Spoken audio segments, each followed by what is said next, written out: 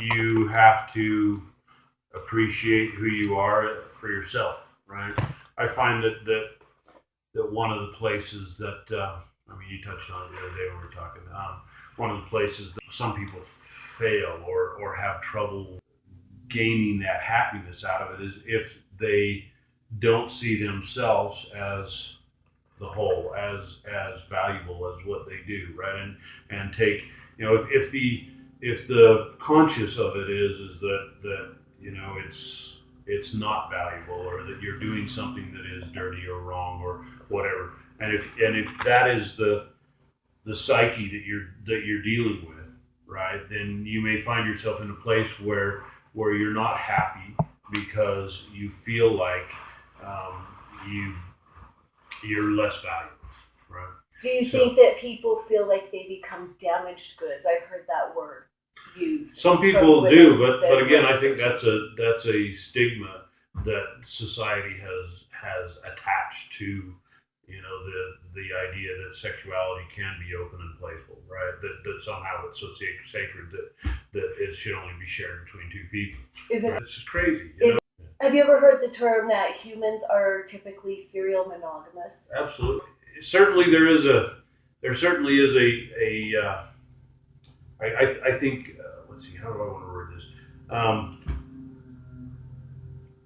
I don't want to go and have sex with everyone, right? I'm quite selective about. This is a misconception of multiple partner sex. Absolutely, it's not that way at all, right? And very, very much so is the fact that the very basic parts of human need and chemistry is all still very much intact, right?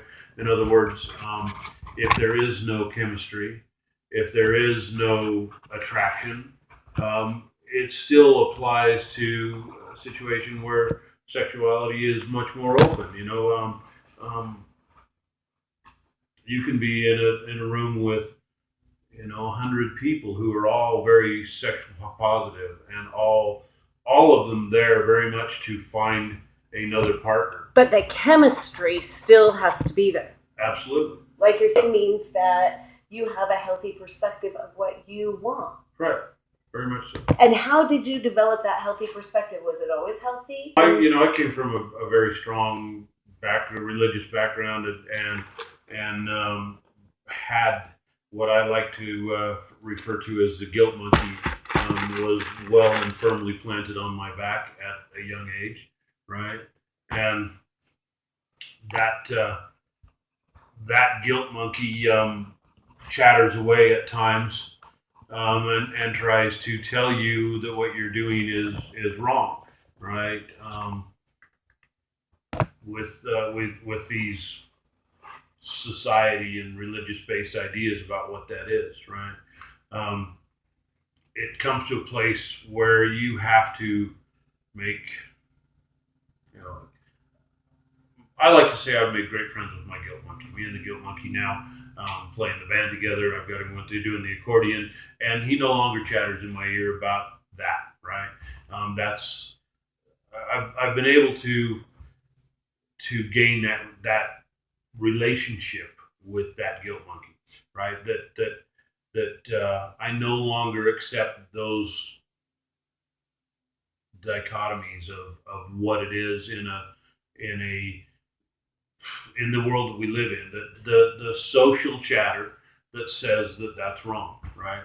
I've come to a place where I believe that is a constraint that's been applied on us for multiple reasons, for control, for religious, people want to keep their thumb on society, and especially in a religious group, you need to keep that under control, right? You can't let that run because there's this idea that somehow that will damage the group, that somehow they can't live with that, and it's true that unless those that are participating in that have good self-esteem, have good self-worth, have solid values of who they are, that people can become damaged and hurt by that. And certainly inside the the swing community, it is not insulated from broken relationships, and people still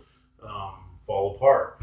But again, I believe that is part of who we are as humans, that there is a strong desire for, attraction, for change, for the excitement that is that we do seek out mates, and we do seek out that interaction with each other. So inside of the swing community, there are times when relationships break apart because of that reason, and I'm not sure that that's necessarily a bad thing, right?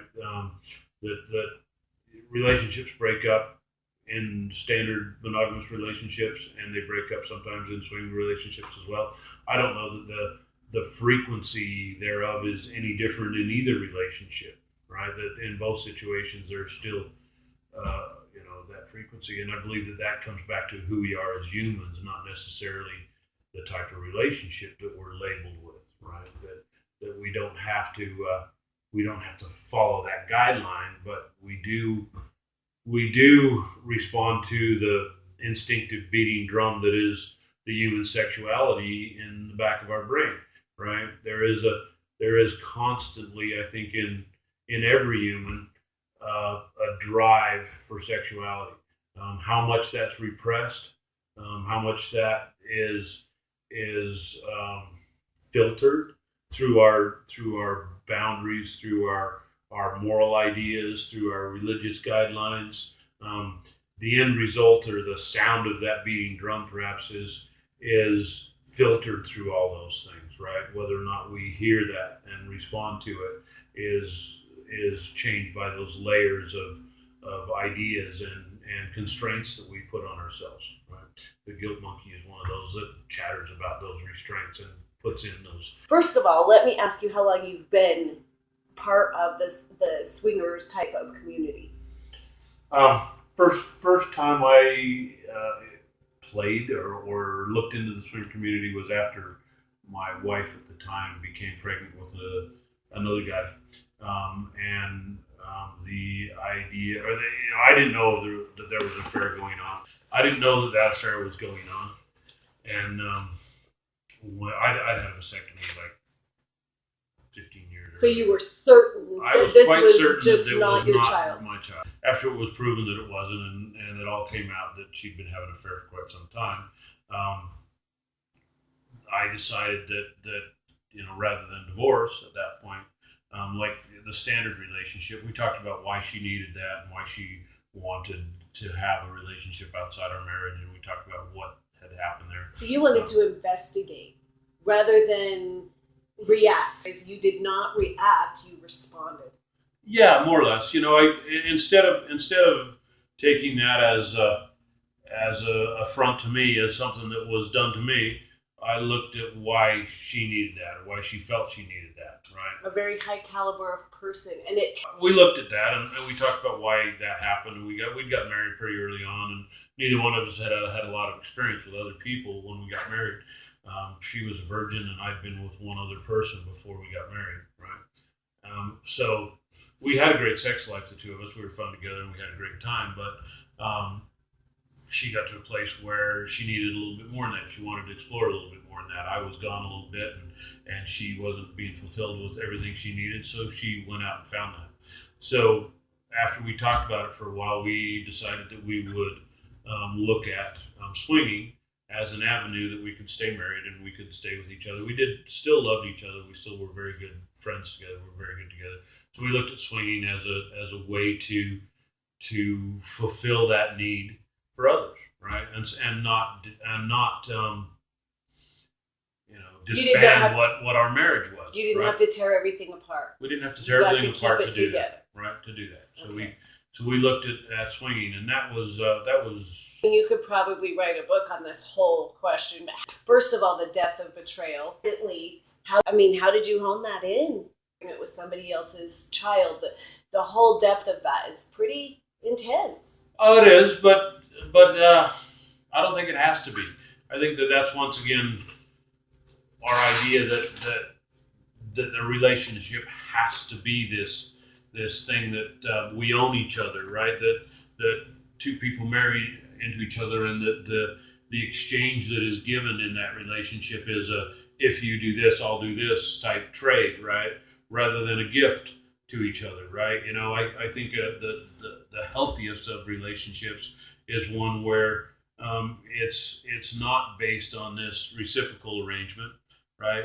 It's actually based on the exchange of gifts. It's the idea that I have energy that I can give you, and it may not be even the same energy that I get back. But we looked at that. We took off, and we were swinging for a little while. Back then, it was a pretty small community, and it was very, very difficult to find partners that were compatible, right? So we swung for about 2 or 3 years, and in that only had a few experiences, you know, with others. So it was fulfilling that way in some ways. She was a very, very jealous person, and in that exchange, when she was with someone that she was compatible with and was enjoying that, she was very happy, but she couldn't give me the same joy. Was that reason that the relationship ended, and not because of the sex, but because of the principle? Yeah, I think that was probably mostly it. Was the fact that she was selfish. She wasn't do that, right? I mean, you know, she would. I actually get great joy from others' joy, and that includes the fact that my partner, my lover, my best friend, is having great sex with someone else, and that I can watch them and I can see that they are having a wonderful time, and from that I gain joy from the fact that they are having that. I gain from that, and it's actually a good experience for me to see that, right? I love the fact that you want to have a mate at some point. Absolutely. Is that correct? Absolutely. Tell me, first of all, what you want in that mate and what you think it will take to make that work, because of you are so open-minded. You've got to have somebody that sort of can meet you there equally. Absolutely. What I seek in a mate is someone who has similar ideas about sexuality that I do, and has the ability to have that exchange. That if we are together, we are. I need someone that I'm bonded with very, very closely. I want a very strong one-on-one, very strong relationship between us, right? But in that relationship is the depth and ability to share each other's joy if we so choose to have sex with another person, or we have that ability to flirt and to play with others, where it is not taken as something that is personal against me, but is actually them enjoying that and having that moment for themselves, and I can gain from their joy in that, and then return together, the two of us, to where we experience those together, right? And we share in each other's joy together, right? And that means that because I don't know, maybe the best way to do that is one of the first times that I really saw that work really well with a couple. I was with a couple as a single male with and I had a girlfriend with me, right? So it was a foursome that we played with another couple, and the wife of the couple was with me, and we were having sex, four of us in the same bed, and this is the first time for them that they'd ever experienced this, right? And she was watching her husband with another, right? And she didn't know how she would react to that. She was afraid of that one going into it, but still curious and still wanted to do it. But she was, I guess I need a little bit of detail, but she was on top of me, sitting up, and we were having sex, and her husband and the girl that I'd been with, my girlfriend, were having sex, and she was watching and had the most amazing orgasm that I have ever seen her. I've been with her many times for over 2 years. That's become a lasting relationship, that one. But the first time she experienced that with her husband and another was one of the most amazing, euphoric moments of her life. Right? She reached a point. She had this gigantic G spot, full body orgasm that we have never been able to repeat since. Right? And that was because of the erotic excitement of watching her husband and actually gaining from the joy that he was having. An amazing moment where we all came in this crazy. We were crazy all moment. connected. You all felt the same Yeah, thing at the same it- moment, which is so rare. It all started building from that, right? It just became this. The energy exchange was amazing. So from this moment, obviously you've tried to attain this over and over, but it cannot be recreated like the first kiss. Or is it because you try too hard and things just don't quite fit? Had amazing moments, many amazing moments, but never quite that one, right? I've never been able to reach that point with her since then. Although, still we have amazing, wonderful experiences together, and still greatly enjoy each other's company.